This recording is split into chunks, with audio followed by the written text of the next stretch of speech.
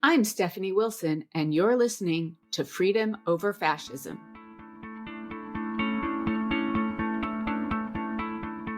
Fact-checking Trump will never work because he's telling the truth. The truth is power, right?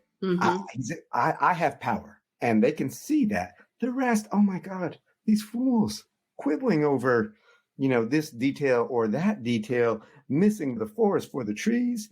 That's the question when we were talking before about fact-checking. You can't fact-check power, right? You can't fact-check a myth, as I argue in the book, partly because the myth is in service of power. And if it's working, it's working. It's not, Right. he throws it out. Hi, friends. I hope you had a thoughtful Thanksgiving. Before we start today's interview, I want to congratulate our guest, Jeff Sharlet, for making the New York Times notable book list with his book, The Undertow: Scenes from a Slow Civil War. Jeff and I spoke in September 2023, just 2 months ago. I'm happy to bring this interview back to you as we learn more and more about MAGA's plans if they win the presidency. When Jeff and I first talked, we discussed the civil war that's already started in America. We talked about the social movement on the right, based in white Christian nationalism, which is a fascist movement with Trump as its avatar. Please listen to that discussion because it's more relevant now than it was even 2 months ago. Once again, we need to think about the stakes of every single election and ignore the polls that are talking about the horse race. As Jay Rosen, who I still want to get on this podcast, says, not the odds, but the stakes. First, this is what Trump said at a Veterans Day rally in New Hampshire. The crowd went wild. Quote, "We pledge to you that we will root out the communists, Marxists, fascists, and the radical left thugs that live like vermin within the confines of our country, that lie, cheat, and steal on elections. They'll do anything, whether legally or illegally, to destroy America and to destroy the American dream. The threat from outside forces is far less sinister, dangerous, and grave than the threat from within. Our threat is from within." End quote. Calling people vermin has been a precursor to genocidal violence around the world. Nazis called Jews vermin before killing more than 6 million. In Rwanda, Hutu leaders called the other Rwandan ethnic group, the Tutsis, vermin before Hutus went on a genocidal rampage, killing 1 million Tutsis in about 100 days in 1994. So these are the stakes if Trump wins. Keep in mind his dehumanizing language, which is often the precursor to large-scale violence and genocide. Peter Wenner of The Atlantic says, quote, "Trump is doing two things at once, pushing the narrative that his enemies must be defeated while dissolving the natural inhibitions most human beings have against hating and harming others. It signals to his supporters that any means to vanquish the other side is legitimate. The normal constraints that govern human interactions no longer apply." Against this backdrop is Project 2025, which is the roadmap that Trump advisors have published for what will happen first if he's elected president. You can find all 1,000 pages in a document on the Project 2025 website, hosted by the Heritage Foundation, in partnership with a lot of other right-wing think tanks. Here are the first things Trump would do. The first would be to politicize the Justice Department to go after anyone he considers a political enemy, including former members of his own administration. After that, he'd use the Insurrection Act to deploy the U.S. military on the streets of this country. He would bypass the Senate confirmation process to put his allies in top positions. And he plans to crack down on immigrants and put them in concentration camps while they're waiting for deportation. This wouldn't be on a one-by-one basis. He'd round up immigrants en masse. Then he'd plan mass deportations. Millions of people would be rounded up and put into camps, even if they've been in the United States for decades, completely legally. Sound familiar? He'd also purge the civil service, putting in place thousands of political allies.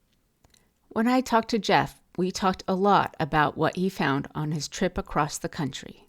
Going to Trump rallies, attending gun church services, and chatting with the congregants, meeting with whoever would talk to him. And what he found is that the Trumpers, radical right-wing churchgoers and militia members, belong to a social movement that believes that a civil war is coming and they're armed and waiting for it to begin. And while some of these folks look like Nazis with swastika tattoos announcing their fascism, many more look like you and me. They're pleasant, polite people we might meet anywhere, as parents of school kids, baristas, and oddly enough, nurses. But they believe that they, white Christian nationalists, are the only folks entitled to be real Americans. And surprisingly, they're not all actually white. Black and brown folks belong to this movement as well, engaged by the promise of whiteness and belonging. But there's an element of the slow civil war that's happening in plain sight. Those of us in MAGA-captured states recognize it, but many others of us in red states and theoretically safe blue states are complacently looking at it as politics as almost usual. I'm talking here about MAGA politicians' war against Americans. I've spoken about it before, but I want to dive a little deeper into this idea. At the state level, we know from our conversation with Dr. Katie McHugh that maternal mortality is going way up in places where abortion is banned. That's another battle in the slow civil war. MAGA criminalizing trans people and making it impossible for them to get appropriate health care is another salvo in the slow civil war. MAGA cozying up to the Russia-funded NRA and pumping more guns into civilian hands is part of the slow civil war. MAGA refusing to consider gun sense legislation is part of the war. Please keep listening because our conversation touches a lot of places that aren't obvious from the beginning. Jeff Sharlet is a talented storyteller in print and in conversation. Listen for the speed, tone, and timbre of his voice as he talks. That's as much a valuable part of our conversation as the words themselves. Tuesday, November 28th is Giving Tuesday. I ask you to consider donating to support this podcast by becoming a paid subscriber at HoosierVictoryAlliance.substack.com or a patron at patreon.com/freedomoverfascism. Please leave a rating or review on Apple Podcasts or wherever you listen. Now for our conversation. Jeff Sharlet, welcome to Freedom Over Fascism. Hi, Stephanie. Good to be with you. Thanks for having me. Well, thanks for coming on. I wanted to talk a little bit today about your book, but also not just your book, more about the moment that we find ourselves in as a country and whether the concept of civil war is right. What does fascism mean? Looking from a sort of a bigger national perspective is the same as it is in a lot of states where reality is different. You live in Vermont, I live in Massachusetts, although I do a lot of work in Indiana. And my reality is very different than Indiana's reality, which is very different from Vermont's reality. So I wonder if you would tell me what your thoughts are about the idea that you put forth that we are in a slow civil war, and what does that mean for us in this moment? Well, the subtitle of the book, Scenes from a Slow Civil War, and that really became the subtitle kind of on January 6th, 2021. And I had already been working on the book, and I had been thinking I had this collection of essays that I thought illustrated what I mean by the title, the undertow, the currents that have been bringing us to this moment. And, if you think about the right and social movements in America for a long time, it wasn't as surprising. January 6th, 2021, I'm watching just like everybody else. And no matter how long you could spend, anyone that says, oh, well, I wasn't surprised. Nonetheless, I was surprised. I was stunned. And when I saw a big piece of the book is about this woman named Ashley Babbitt, a woman in her 30s, white woman, Air Force veteran, J6er, and was killed leading a charge and was killed by a police officer who was black. And so I knew that was going to feed right into the kind of white supremacist, racist martyr myth. And I decided to explore the formation of that martyr myth. And that was the spring of 2021 at a time when scholarly historians, academic historians were starting to talk with this language of civil war. which has always been a kind of a fringe language, mainly on the right. But people were talking, and political scientists looking at conditions, like Barbara F. Walter and her book, How Did Civil Wars Start? But historians especially, I'm married to an academic historian. I know that they, in fact, are very cautious and know that history usually moves very slowly. But here they were using this. So I decided to go out and talk to folks. My first thing was like, okay, what happens when I say Civil War to people traveling around the country? And I was talking to people for whom Ashley Babbitt was a name they recognized, for whom she was a martyr. And the only question about Civil War was not so much did they think one was coming, but whether or not they looked forward to it, whether it was a regrettable necessary or a thrilling cleansing. Either way, they expected it to come. That doesn't mean we're going to have the blue versus the gray. We're not. No. It may mean we never even have open conflict. I hope not. But I think we are in the slow civil war. We are already having casualties. I think telling ourselves, people said, do you think it could come to political violence? I mean, what do you mean could? We live in a time of political violence, mass shooters like drumbeats, and the book I read, their manifestos. I know what's informing them. All the deaths of pregnant people dying for lack of reproductive rights, the wave of trans and queer youth suicide. Now, suicide's complex, but there's no question that there is a fear associated with it. All the little violences that don't make any news at all. One person beats their partner, a political conflict in a family, a kid runs away, or the public terrors, the Oath Keepers and Proud Boys and Three Percenters lining up with their guns outside school libraries, right? That's what I mean by slow civil war. I believe, and I think I can argue, there are casualties. We're in this now. We acknowledge it so that we can stop it from becoming a full, fast war. I'm actually really glad to hear you say that, because I think for a lot of people, as you described, the idea that we would come to this, we feel like we're at the end of history, right? That what we are is a culmination of everything that's come before, but we can't quite conceive of what's coming next. I'm a historian by training, and I've been thinking about and using the language of Civil War for years now. And anytime I actually said it out loud, which wasn't frequently, I get, oh, come on, what are you talking about? Of course, that's not what's going on. And in the course of this podcast, we talked to Ryan Bussey, who is now running for governor of Montana, but wrote his book about the gun industry. And he said to us, he was one of our first guests, and he said, they are at war with you. Whether you know it, they have been at war with you for the last 15 years. And every single thing is connected, and it is by design. And I hadn't quite put it to myself that way. I knew that the right was, coming after women's reproductive freedoms, about trans kids and adults' ability to define themselves, gun violence, all of the things that we are looking at right now separately. And then when you start to put it together, you do realize that it's all part of the same phenomenon. And hearing you talk about it, reading your book, I think brings it together in a way that we really need to start thinking more that is the same thing. We see people say, well, the Republicans can't stand up to the NRA. Well, they don't want to, right? It's not like they don't know what's happening. I feel like there's this idea that we're looking at MAGA and that they just don't know how to govern. Yeah.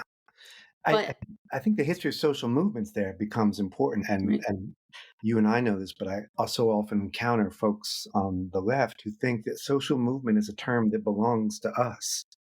Right. The social movement's a good thing. Social movement is what the NRA claims a gun is. Right. What you do with it is what happens, right?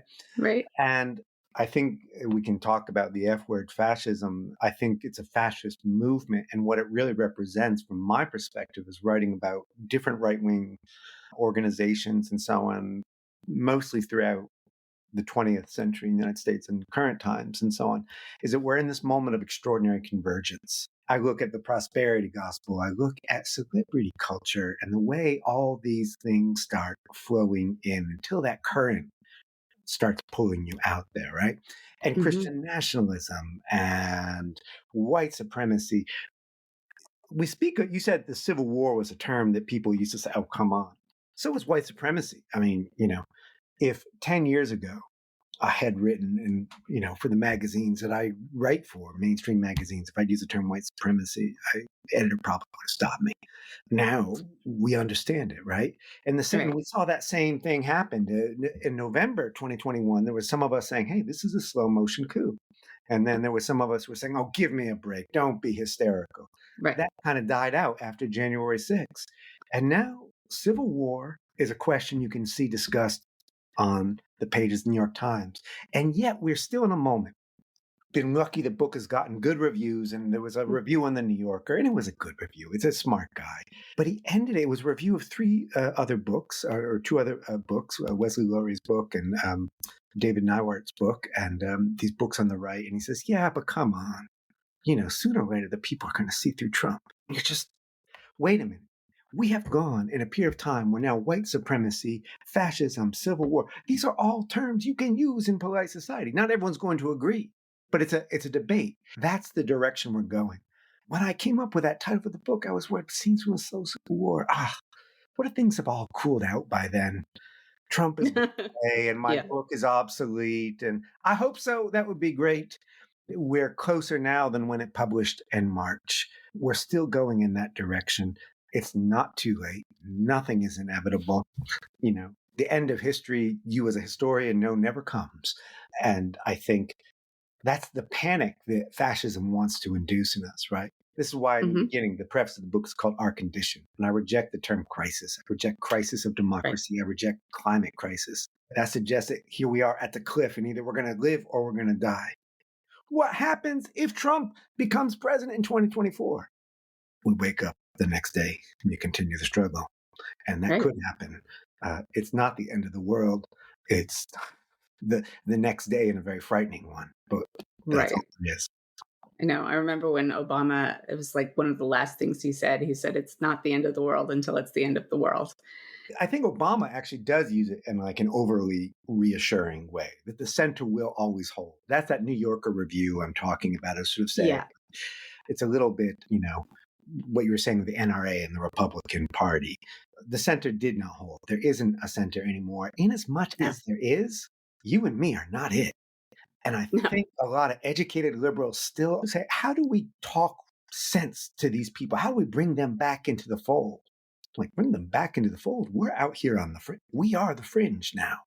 We're not the mainstream of American life. And I think that switch of understanding where we are helps us get a better grip on the work to be done. I think it does, but I'm not sure how fringe we are or whether they're trying to make us believe we're fringe, right? So I'm out there working in Indiana, where the reality is that that state, along with so many others, are in a state of relative fascism. There's a supermajority of these MAGA people who want to take away rights. They already have banned abortion, banned gender affirming care. I mean, all of the things are happening there. The NRA strutting around the floor of the state house with everybody bowing down to them. And what do people like us do is first they tune out because they feel like they have no power. But then you start to realize that there are more of us than there are of them, but they are louder and they have power. At least there. And having talked to them, I know you don't agree with me. What do you mean us? And the people who generally believe that we should be living in a democracy and that human rights are important. Let's call it that. Yeah, that's what I see as an us. That's a premise that most Proud Boys would agree with. That very sentence, right? Yeah. Most of the fascists that I've spoken to, absolutely. Some will say, well, we're not a democracy, we're a republic or whatever. And then some will go just say like, more actually the elite intellectuals will say to hell with democracy. When I say fringe, I'm talking about liberal left folks, right? We're not the majority. I'm talking about the sort of the assumptions that drive the media, of which I'm a part, right? Right. The ways in which the most conservative audiences I've gotten for book events for The Undertow have been in New York City. I mean, I don't even want to go there anymore. I haven't been to Indiana, but I go to any red place. People know what I'm Right. talking about. They're living with it, right? In New York City, is questions well, maybe we can work with Joe Manchin. They still imagine that Really? they Yeah. are the center and that the center will hold and that these are kooks or that they're going to age out. How many times do we get to hear that the young are going to save us? I'm 51. I've been hearing that since I Here, was if young. you want to. Right. Yeah, we didn't save us. No, we didn't, certainly. And a whole lot of us, Gen Xers, in fact, are now the problem. This Right. generation's different. It's more diverse. So is fascism. I respond to that like we're the majority. So what? Very few Point. fascist Fair governments point. have ever had majority support. I guess when I say what do you mean by us? I'm thinking, where is fascism identifying one of its current front lines? It's always moving. It always needs a new Right. object to hit. Right now, it's trans folks, right? Yes. They are on the front line. Now, you and me, I assume, we fully in trans rights, we're nowhere near the majority. I say this from Deep Blue, Vermont, where a trans family just got ran out of town. The town came together, town hall style in Deep Blue, Vermont, to say that this trans kid couldn't be in the volleyball locker room. We are not on the left at a moment of convergence the way fascism is. And I think the majority might be the majority who vote for Joe Biden. We'll see. We don't know. But there's no comfort in just saying, don't worry, just as long as the sleeping giant wakes up, we'll be okay. I know you're not saying that, but I hear it again and again and again. It's one of the things I hear in New York City. Well, we're in the Right. majority. Yes. But also, a lot of those people are just counting on other people to go vote, and that's enough, which isn't clearly. But also, I think I had a really hard time conceptualizing how I wanted to talk to you today. And I usually don't. Usually, I kind of know what I want to say. And I think, A, it's you questioning my assumptions too. But B, it is kind of a jumble. I know that the people I work with care very, very deeply about trans rights and women's rights and racial equity and are working really hard to do it. But I also know that here in Massachusetts, people are like, whew, thank God. Whew, it's there. It's not here. And for now, right? I'm in Deep Blue, Hanover, and our school district is under legal duress from wealthy Dartmouth grads who want to stop trans rights. This is the reassuring idea. Well, it's just some old hillbillies or something like this. No, it's actually suburban educated folks kind of leading this fight. Who elected Glenn Youngkin in Virginia? It wasn't. Right. It was those kinds of folks, and I think that not only that idea that in Massachusetts we're safe. I mean, you're not in Massachusetts. I mean, town by town by town. It's sort of like one of the things that I discovered driving across the country. We go to a militia church in Omaha, Nebraska. We also go to one in Northern California. And at that one, in fact, someone volunteered, like, oh, I can give you just a string of armed churches down the coast. You can just drive down the coast going to armed churches, right? So you see this in different places in Wisconsin, northern Wisconsin. I meet a militia guy, but he is mild mannered compared to the violent separatists I meet in Blue New York. Um, uh, there are concentrations, but this idea that the fight is elsewhere, the idea that there are blue bubbles and that you're safe because you're in your blue bubble is, I think, from my experience of traveling across the country through this book and Mm-hmm. over the years, a way of not seeing those around us. I remember New York Times, Nicholas Kristof, this was maybe back in the 2010s, and he said, he had discovered religion. Hey, did you know that there's religious people around here? He had discovered that there was someone in the New York Times newsroom who was a Pentecostal Christian. Well, let's leave aside the fact that New York City is probably the largest concentration of Pentecostals in United States history. Mm-hmm. And a hell of a lot of folks there are Pentecostal Christians. They're not paying attention. They're not looking. This is in New York City. This is in Brooklyn. This is in the Bronx. I think we let ourselves, and I know you're not speaking this, you're actually going and doing this work in Indiana. The slow civil war is heating up because of the complacency that those of us in those blue spaces have. And I can't tell you how many times doing interviews for this book, after the interview, some interviewer will say in Massachusetts or somewhere else will say, I know it's ridiculous, but I wouldn't mind if we just like separated the states. I'm like, you're as out there. The person who says that is as out there as the militia and is willing to sacrifice all your friends in Indiana and all the folks in Indiana who are being raised in a fascist way. So, do you think that's simply blinders because it's easier, or because people want to believe that you can reason or fact check your way out or reach people? I think this whole conversation about Trump's interview with MSNBC and why didn't they fact check it and blah, blah, blah, I think is so beside the point that it's ridiculous. But why do you think that we're so complacent, or is it a different question entirely? Am I asking the wrong question? I mean, there's lots of reasons. Certainly, is media failures. That's a big, big part of it. I'm pretty openly critical of the New York Times. I'm also an occasional contributor to the New York Times. But whenever I say something critical, I get this wave of folks saying, that's why I cancel my subscription because I know they're secretly working for Trump. No, they're not. And this is media illiteracy. And boy, have you made Trump tremble when you canceled your New York Times subscription, I mean, this is a little bit of our failure to engage with the messiness of democracy. The New York Times has terrible reporters and good editors and bad editors, and their whole line is a little bit diluted, but it's a vast organization and they have resources that nobody can match. We need them, and we need local papers. I think part of it also comes from, and here's where I think this will upset people, a failure to grant humanity to the other. I am not saying let's all get along. I am saying when, people say, how can we talk reason to them? I can't talk reason to the Dartmouth educated folks trying to attack trans rights in my school. I can't talk them any more than they can talk me into not believing in trans rights. They know what they chose. When you go out and you speak to these fascists, there's always this idea, well, they must just be deluded. And I'll just press this button as if maybe they haven't chosen this. And that when I say grant the humanity, I mean recognize that there are people that you interact with that are lovely, that also believe very, very different things. Here's a way to make it simple for anybody. Anybody who's ever had a medical experience has dealt with nurses. What a strangely pro-Trump line of work. I don't know what the statistics are.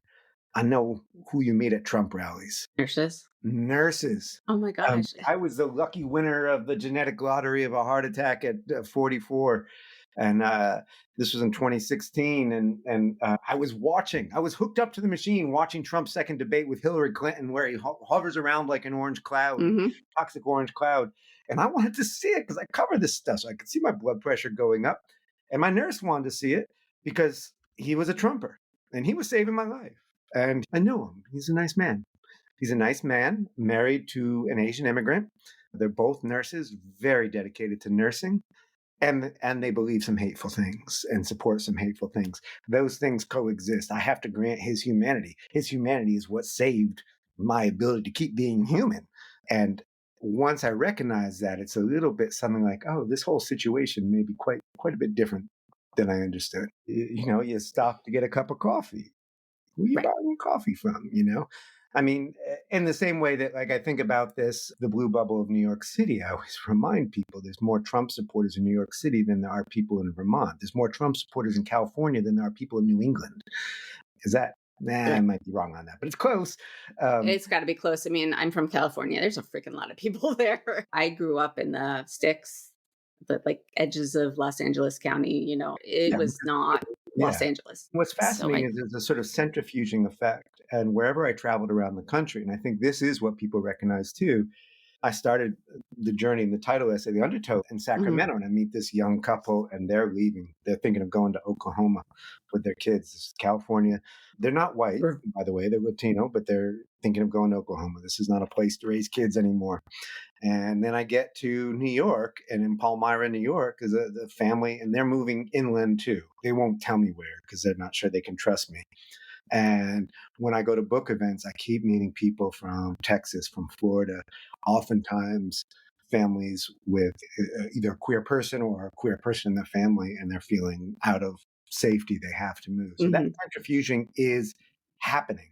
And that is sort of creating some purification. That is no safe solution. When we think about the guys with guns who line up outside libraries, right? Well, I get this, and yeah, but there hasn't really been any shooting, which is not entirely true, but there hasn't been anything massive in that regard. The metaphor is you're striking matches and flicking Hmm. them into dry grass, and lucky break, it doesn't catch fire. Then I guess this is okay to keep doing. I mean, Right. every time you show up with a gun, gun owners and theater goers know this about the loaded gun and Act Right. One, right? And that's where we're at right now. I mean, there have been shootings. There will be more shootings. What can we do to lower the temperature around them so that that doesn't burst into flame, as so many want to happen now? And I think we can argue that Trump is certainly at least willing to try and drive that, if not desiring to. Oh, I absolutely. And I think that is not Trumpism. Trumpism will last far beyond Trump. Yeah. Whatever we call this American version of fascism, whether we call it MAGA or Trump or whatever we call it, is here. It's been here. And now it's louder and it has come out of the shadows, although it's been out of the shadows before. Yeah, there's the Klan history, but Yeah, never on a national scale quite like that's true. this. We never had a president quite like Donald Trump. Uh, No. Yeah. that he really is different and on a matter of scale. And I think too, friends on the left who said, well, America's always been a fascist country. Or you hear people say, well, people of color are already living in the worst conditions. Oh, come on. We know that that's not the worst. Black men are getting gunned down in the street. I'm like, oh, they're getting killed disproportionately, and it's horrific.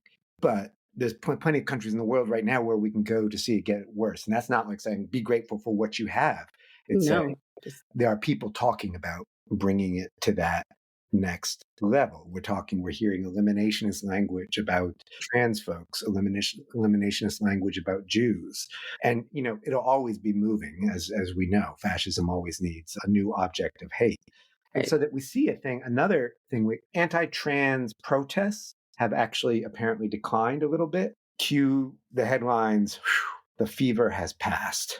Right. Just like when anti-Muslim protests declined a little bit, that was the end of the right in America, right? I mean, it goes back. I wrote about this in an earlier book of mine called The Family. Christian nationalism is a spent force in American life. Mm-hmm. And that line replays like a drumbeat every 5 to 10 years. Every 5 to 10 years. I'm now at this for 30 years. And how many different periods in my life with a new book has some editor said, oh, that's in the past now. Right. The struggle is long, and it's why the undertow begins with these sort of weird, seemingly odd chapters about long ago, mostly forgotten singers and lefty singers. And the struggle is to remind us that the struggle is long. And if Trump comes back in 2024, what do? We keep, yes. Yeah. I want to write this book to give myself some hope, to give my kids some hope. I couldn't be cheap grace, couldn't be false hope. And I teach in a college. There's a lot of talk about safe spaces, I remember also from Arkansas, I believe, a legendary organizer named Suzanne Farr. When I met her, she was an older woman, seemed like very much a Southern grandma. She was a radical lesbian organizer, had created a part of a lesbian living community. Local women fleeing domestic violence would come to them for help. And then their spouses would follow. And Suzanne and her comrades stood their ground and protected those women. There was a young activist with us when Suzanne told the story. She says, that's so wonderful. You made a safe space. And Suzanne Farr, in her best, sweet Southern granny voice, says, oh, honey, there's no fucking safe spaces.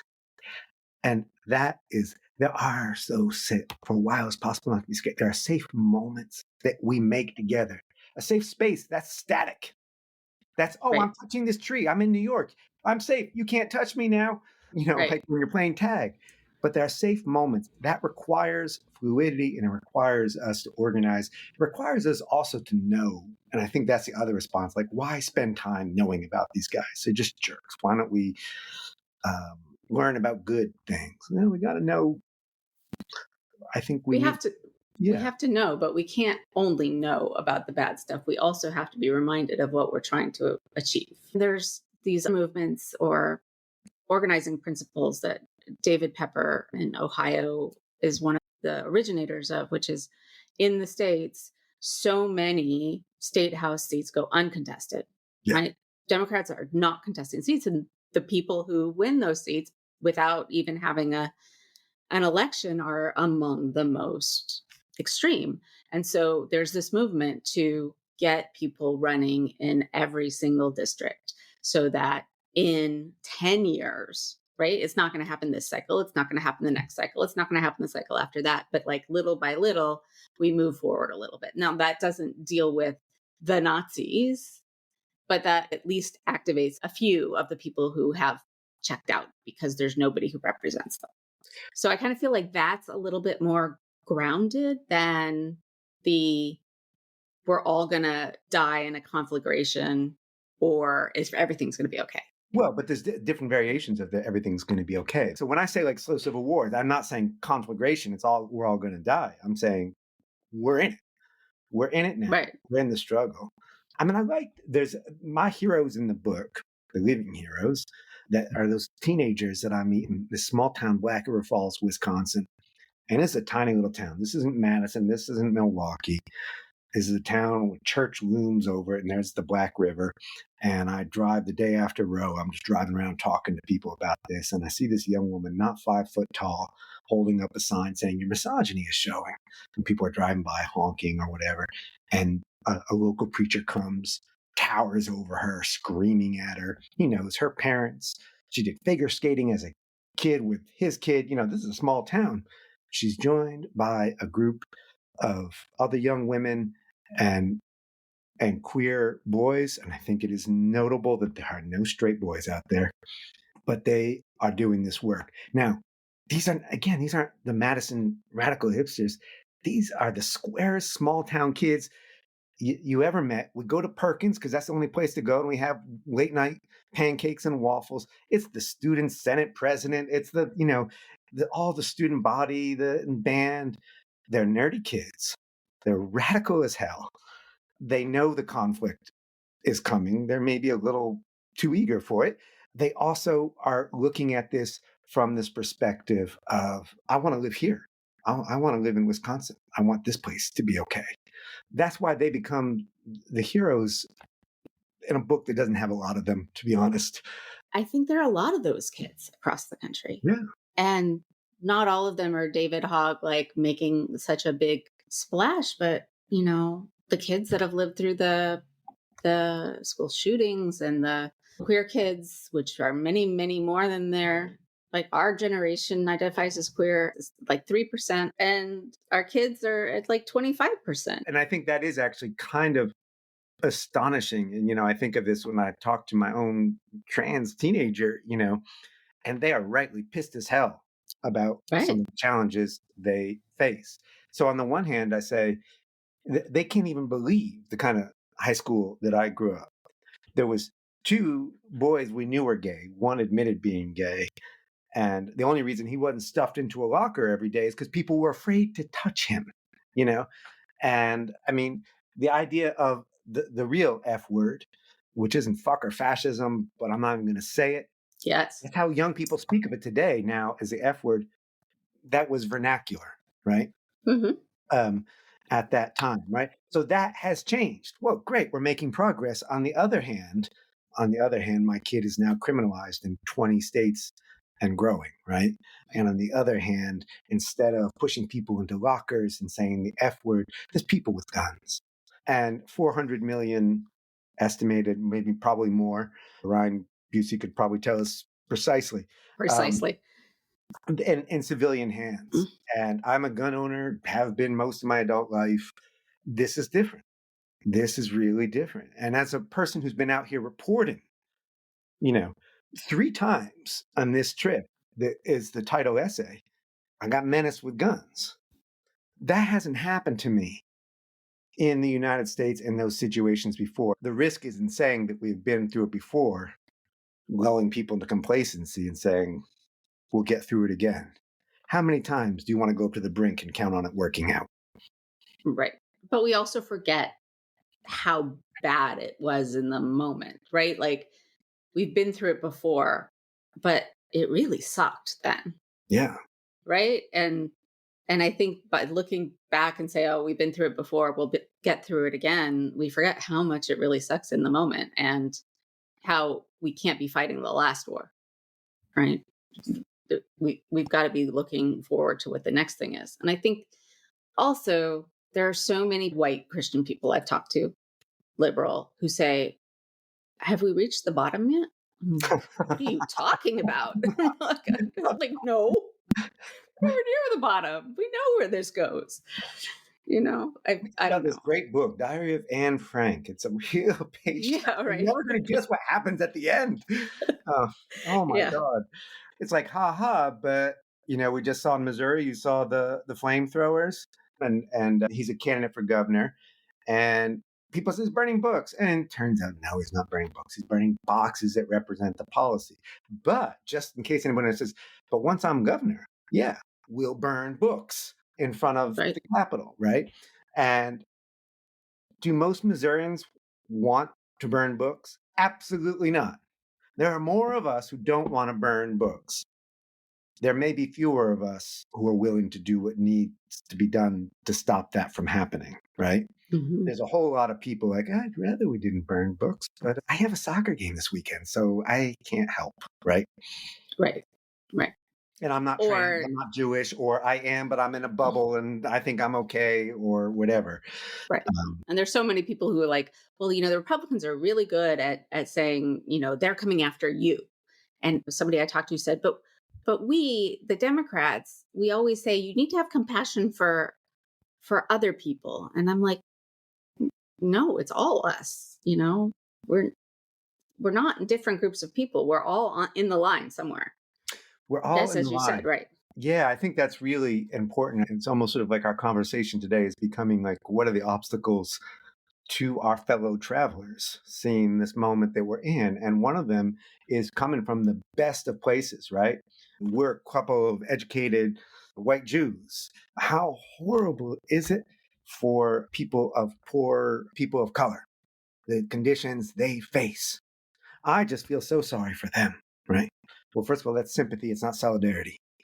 And it's a way of distancing yourself, and it's a way of not understanding, as you say, like, yeah, that person standing in front of you in line, the line that says to the left, to the right, but Hmm. you're in the line. And not only that, I think there's also that assumption, like, they're just trying to make it, so it's dangerous for everybody but straight white men. Nah, straight white guys, bad news. You're in the line too. Fascism consumes everything.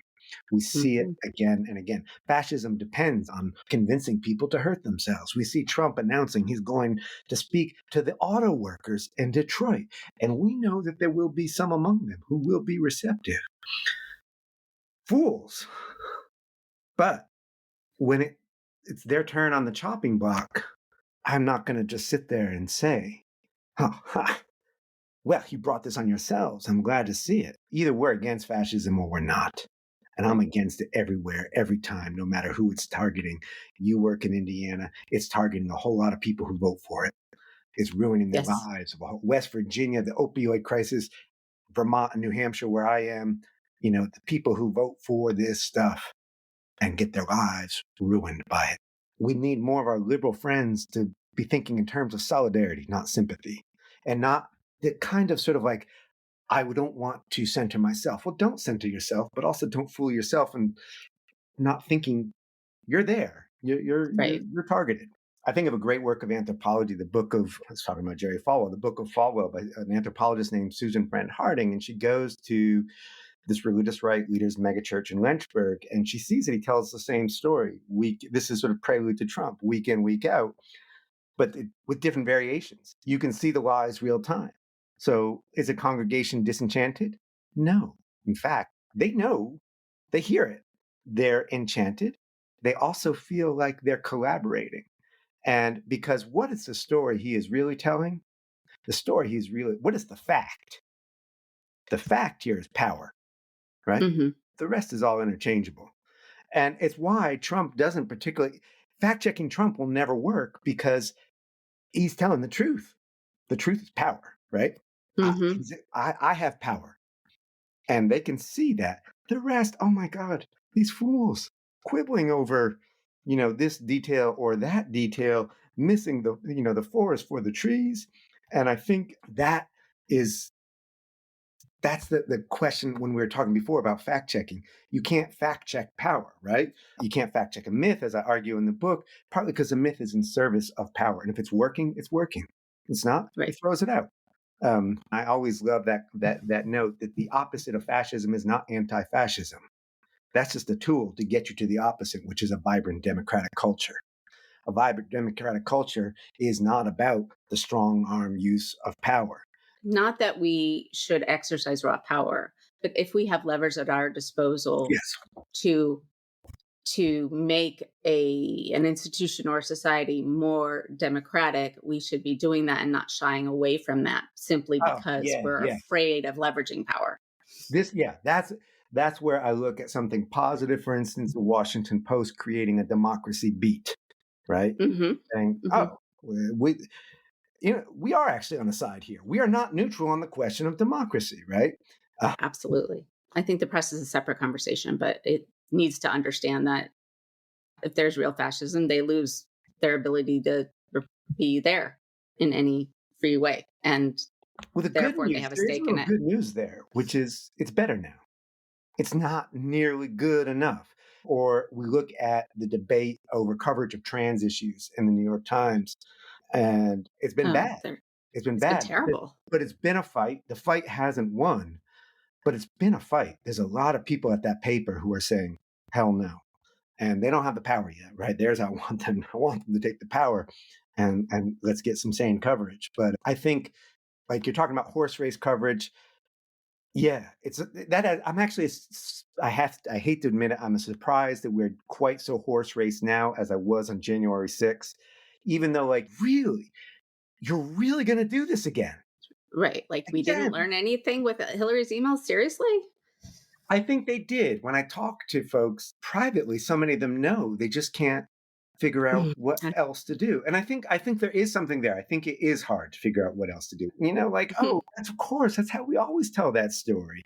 I think that's the element of where we say fascism in 2023 isn't like it is in 1936. How we write about it in 2023 can't be like it was in 1936. We need to find these new ways of telling stories. I'm not going to say, go buy my book because I figured it out. If I had, fascism would be gone step by step. You're doing it in your podcast. I'm doing it here. Other people are doing it on Twitter. Other people are doing it in organizing. But we have to be finding these new ways of stories. And the good news, I think that not enough. It's a minority, but there are at least journalists now who I see in mainstream places. I'm talking about journalists who go out and report. Right. And some of them are doing that. And I think they haven't figured it out yet. And they're going too slow.